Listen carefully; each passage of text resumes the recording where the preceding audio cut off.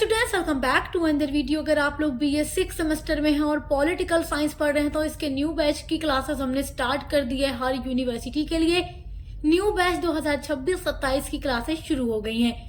आज की वीडियो में हम आपके पॉलिटिकल साइंस के पेपर नंबर 2 का यूनिट नंबर 1 का पार्ट 2 पढ़ने वाले हैं। पार्ट 2 में हम पढ़ेंगे अंतरराष्ट्रीय राजनीति का आदर्शवादी उपागम, यानी कि अंतरराष्ट्रीय राजनीति में आदर्शवादी दृष्टिकोण क्या है, इसके बारे में आज की वीडियो में हम पढ़ने वाले हैं।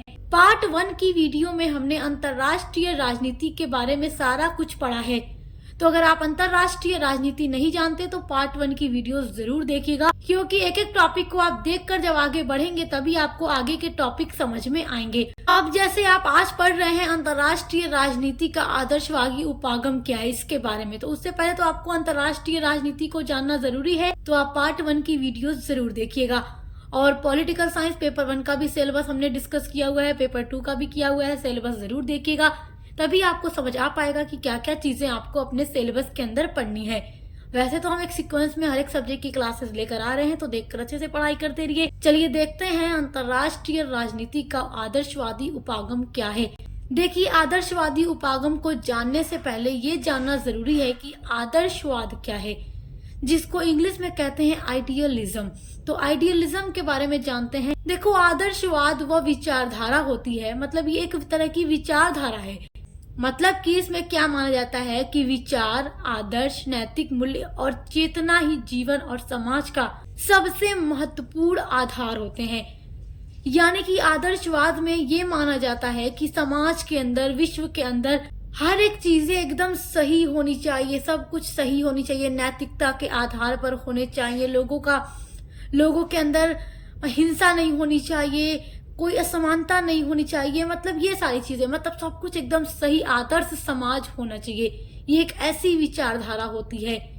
इसके अनुसार भौतिक वस्तुओं से अधिक महत्व विचारों और आदर्शों का होता है।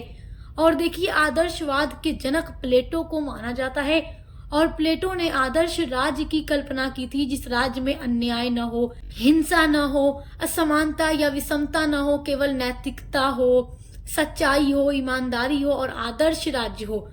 तो प्लेटो ने एक आदर्श राज्य की कल्पना की थी, इसीलिए प्लेटो को आदर्शवाद का जनक माना जाता है।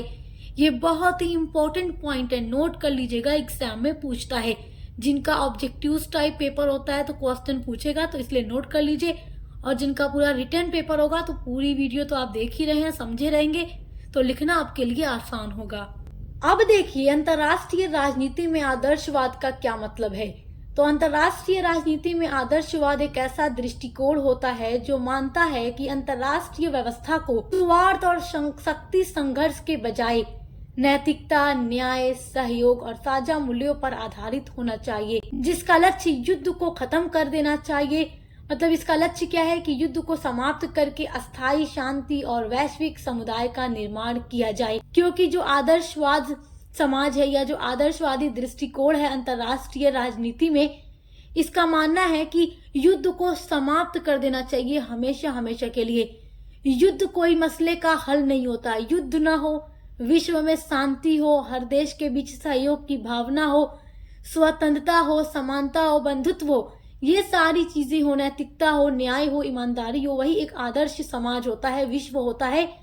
और यही आदर्शवादी उपागम या आदर्शवादी जो दृष्टिकोण है अंतरराष्ट्रीय राजनीति में, वो यही चीज मानता है। इस उपागम का जो उदय है 18वीं सदी में हुआ था, और इसके विकास में देखिए, जो 1776 की अमेरिका की क्रांति हुई थी, या उसके बाद 1789 में जो फ्रांस की क्रांति हुई थी, इस उपागम के उदय में प्रेरणा स्रोत रही है, जिसमें स्वतंत्रता, समानता, बंधुत्व तथा राष्ट्रता जैसे मूल्य स्थापित हुए। क्योंकि आदर्शवादी राज्य की जिन भी लोगों ने कामना की है, मतलब जिन लोगों ने भी चाहा है, जो भी इसके समर्थक रहे हैं, उन्होंने यही चाहा है कि विश्व के अंदर स्वतंत्रता हो, समानता हो, बंधुत्व हो, राष्ट्रीयता हो और नैतिकता, ये सारी चीजें हो, ना कि युद्ध हो, असमानता या विषमता, ये सारी चीजें नहीं होनी चाहिए। तो आई होप कि आप ये समझ गए होंगे कि अंतरराष्ट्रीय राजनीति में आदर्शवादी उपागम क्या है। चलिए अब आगे बढ़ते हैं। आगे समझिए, जो कॉन्डोरसेट थे, उन्होंने 1795 ईस्वी में एक ऐसे विश्व की कल्पना की थी जिसमें युद्ध, विषमता या फिर अत्याचार के लिए कोई स्थान न हो। क्योंकि आदर्शवादी उपागम का मतलब ही है, आदर्शवाद का मतलब ही है कि विश्व में युद्ध ना हो।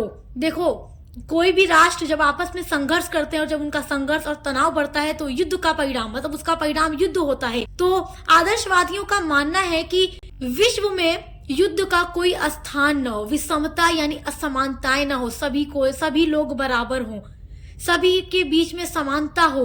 अत्याचार नाम का जो शब्द है, जो शोषण है, अन्याय है, विश्व में उसका कोई स्थान ही न हो।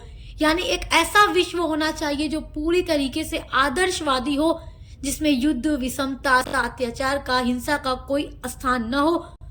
वो विश्व पूरी तरीके से आदर्शवाद हो, नैतिकता के मूल्यों पर आधारित हो, समानता हो, स्वतंत्रता हो, राष्ट्रीयता हो, सहयोग हो, इन सब चीजों पर बेस्ड एक विश्व होना चाहिए। तो इसकी कल्पना 1795 ईस्वी में कॉन्डोरसेट ने की थी। देखिए, अंतरराष्ट्रीय राजनीति में आदर्शवादी दृष्टिकोण का संबंध क्या होना चाहिए से होता है। यहाँ पर कहने का तात्पर्य ये है कि जितने भी लोग आदर्शवादी के समर्थक रहे हैं, उन्होंने यही कहा है कि जो अंतरराष्ट्रीय राजनीति है उसमें आदर्शवादी दृष्टिकोण का संबंध क्या है, क्या होना चाहिए। अब क्या होना चाहिए का मतलब यहाँ पर समझो। जैसे इन्होंने कहा, लोगों ने बताया, जो भी समर्थक रहे इसके, उन्होंने यही कहा कि विश्व कैसा हो, पूरी तरीके से आदर्श, जिसमें हिंसा, युद्ध, विषमता, असमानता का कोई स्थान न हो, हिंसा का कोई स्थान न हो। तो फिर क्या होना चाहिए? समानता होनी चाहिए, स्वतंत्रता होनी चाहिए, बंधुत्व होना चाहिए यानी भाईचारा होना चाहिए, सहयोग होना चाहिए, नैतिकता के आधार पर राजनीति होनी चाहिए, नैतिकता के आधार पर। तो उन्होंने यही बताया कि क्या होना चाहिए, तो यही सारी चीजें होनी चाहिए। नैतिकता के आधार पर सारी चीजें, राजनीति भी नैतिकता के आधार पर हो, शांति हो, विश्व में सुरक्षा हो, लोकतंत्र का समर्थन होना चाहिए। मतलब इस तरीके से वो सारी चीजें उन्होंने बताई है। देखिए, अंतरराष्ट्रीय राजनीति में जो आदर्शवादी दृष्टिकोण है वो स्वयं में साध्य न मानकर केवल एक साधन मानता है। यानी कि जो आदर्शवादी दृष्टिकोण है वो साध्य नहीं है, वो एक साधन है जिसका उद्देश्य अंतरराष्ट्रीय न्याय का विकास करना है। यानी अंतरराष्ट्रीय स्तर पर न्याय होना चाहिए। तो ये क्या है? ये साध्य नहीं है। अब साध्य क्या नहीं है यहाँ पर? अंतरराष्ट्रीय जो राजनीति होती है उसमें जो आदर्शवादी दृष्टिकोण है वो साध्य नहीं मानता, वो अपने आप को क्या मानता है? साधन मानता है, जिसका उद्देश्य है अंतरराष्ट्रीय स्तर पर न्याय का विकास करना। अब जानते हैं आदर्शवाद के समर्थक के बारे में। वुडरो विल्सन का नाम तो सबसे पहले लिया जाता है, जो कि अमेरिका के राष्ट्रपति रह चुके हैं, वुडरो विल्सन। तो ये आदर्शवाद के बहुत बड़े समर्थक थे। उसके अलावा हमारे भारत में अगर देखें तो महात्मा गांधी जी, ये भी आदर्शवाद के ही समर्थक थे। उसके अलावा रिचर्ड हो गए, नॉर्मन एंजेल हो गए, अल्फ्रेड जिमरन रसेल, ये सारे जो लोग थे वो आदर्शवाद को ही मानते थे, आदर्शवाद के ही समर्थक थे। और देखिए 1919 से लेकर के 1939 तक संयुक्त राज्य अमेरिका के जो राष्ट्रपति रहे वुडरो विल्सन आदर्शवाद के सबसे बड़े प्रवक्ता रहे। अब जैसे मैं आपको एक बात बताऊं, 1919 तो 1919 से पहले आप देखेंगे कि विश्व में प्रथम विश्व युद्ध हुआ, जो 1914 से शुरू हुआ और 1918 तक चला था। यानी 4 वर्षों तक लगातार प्रथम विश्व युद्ध हुआ था, जिसमें भारी जनधन की हानि हुई, यानी कि लाखों लोगों की जानें गई और विश्व की अर्थव्यवस्था पर और अधिकतर देशों की अर्थव्यवस्था पर बहुत बुरा नुकसान हुआ। इतना जनधन सब कुछ लॉस हुआ। उसके अलावा मानवता का भी विनाश हुआ, अराजकता और अस्थिरता विश्व में स्थापित हो गई। तो प्रथम विश्व युद्ध बहुत ही भयानक युद्ध था, जिसके समाप्त होने के बाद अमेरिका के जो राष्ट्रपति थे वुडरो विल्सन, उनका मानना था कि अंतरराष्ट्रीय स्तर पर एक ऐसी संस्था होनी चाहिए जिसके माध्यम से दोबारा ऐसे युद्ध को होने से रोका जा सके। यानी कि प्रथम विश्व युद्ध तो समाप्त हो गया 1918 में, अब इसके बाद कभी भी ऐसा भयानक युद्ध विश्व में न हो जिससे कि भारी जनधन की हानि हो, मानवता का विनाश हो, ये सारी चीजें दोबारा से न हो। इसके लिए उन्होंने आदर्शवाद का समर्थन किया कि सब कुछ किसके आधार पर होगा? नैतिकता के आधार पर होगा, अच्छी चीजों पर बेस्ड होगा। युद्ध का कोई स्थान विश्व में नहीं होना चाहिए, विषमता नहीं होनी चाहिए, ये संघर्ष नहीं होना चाहिए, ये सब कुछ नहीं होना चाहिए। तो देखिए, प्रथम विश्व युद्ध के बाद ही लीग ऑफ नेशन की स्थापना की गई थी विश्व शांति के लिए। विश्व शांति का मतलब कि विश्व भर में शांति हो, कोई भी देश आपस में संघर्ष न करे, आपस में न उलझे और युद्ध का कोई स्थान फिर विश्व में रह ही न जाए, मतलब कभी ऐसा भयानक युद्ध दोबारा से न हो सके। तो इसके लिए लीग ऑफ नेशन की स्थापना की गई थी। आइए अब जानते हैं आदर्शवादी उपागम के मुख्य आदर्श क्या है। वैसे देखिए, जितने भी आदर्शवादी रहे हैं, जो भी इसके समर्थक रहे हैं, उन्होंने यही माना है कि राजनीति भी नैतिकता के आधार पर होनी चाहिए। तो पहला पॉइंट है, नैतिकता पर बल देना चाहिए।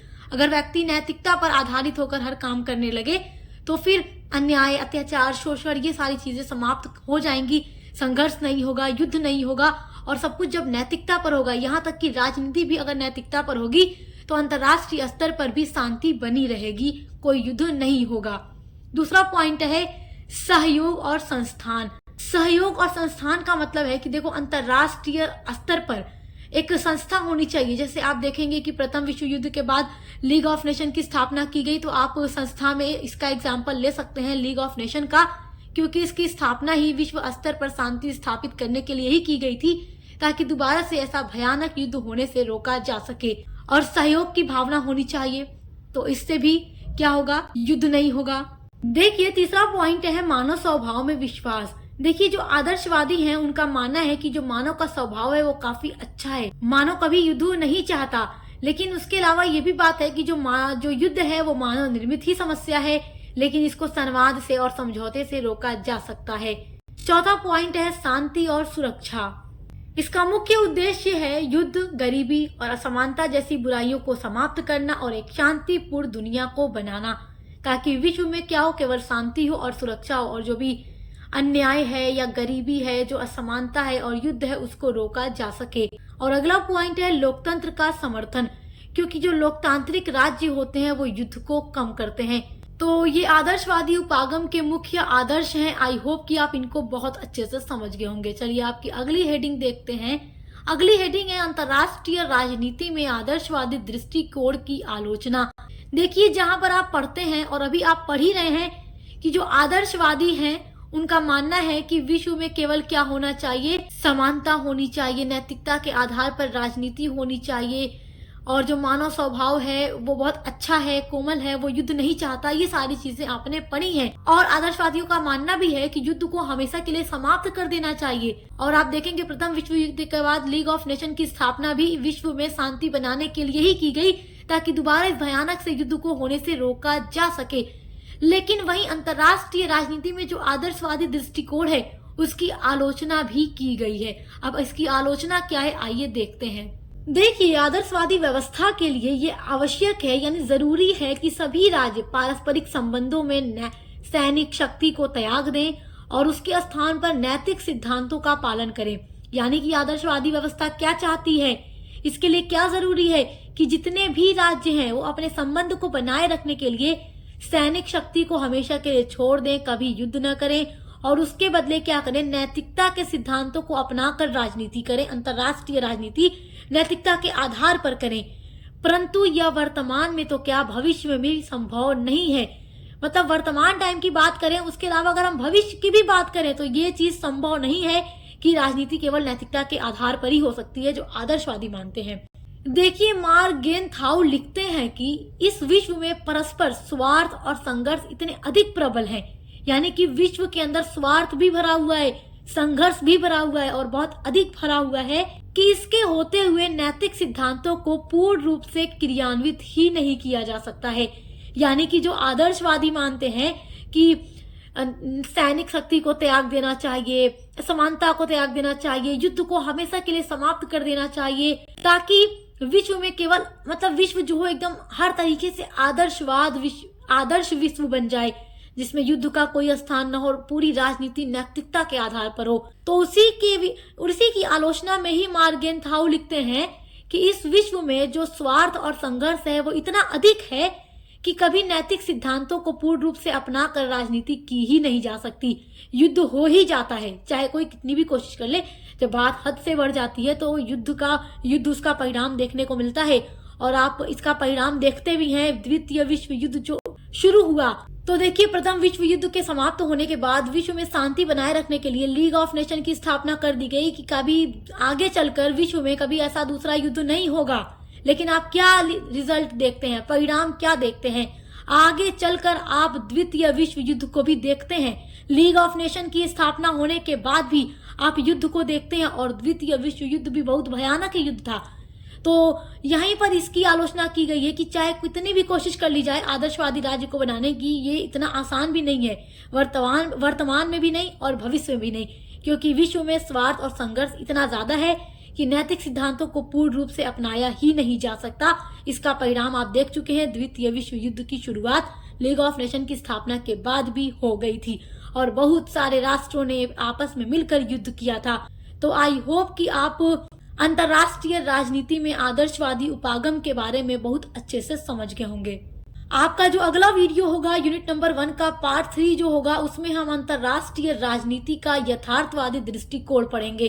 तो उसको पढ़ने के लिए चैनल को सब्सक्राइब करके बेल आइकन को प्रेस कर लीजिएगा, क्योंकि एक सीक्वेंस में आपको अपनी हर एक क्लास पढ़ने के लिए मिलेगी।